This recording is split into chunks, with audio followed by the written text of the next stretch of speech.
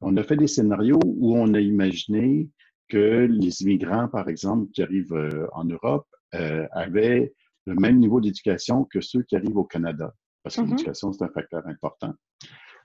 Puis le Canada sélectionne mieux ses immigrants que la plupart des pays grâce à sa politique d'immigration. Faire ça améliorerait encore le rapport de dépendance. On a fait aussi des scénarios où on a supposé que le niveau d'activité de tous les Européens, natifs et immigrants, atteignait les niveaux des Suédois. Donc, ça existe. Les Suédois ont des taux d'activité, un taux de chômage. Ils arrivent à le faire pour leur économie.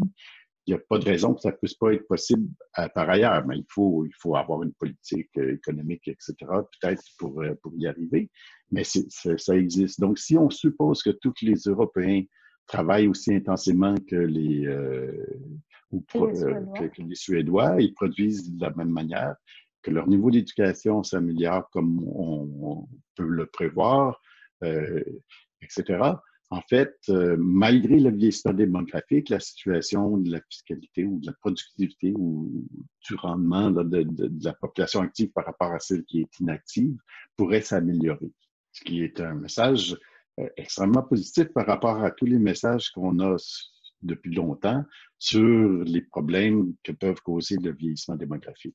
Puis en fait, c'est un message qui pourrait rassurer certaines personnes qui craignent que dans l'avenir, le poids des communautés qui sont vieillissantes peut être très lourd pour les générations qui viennent derrière eux.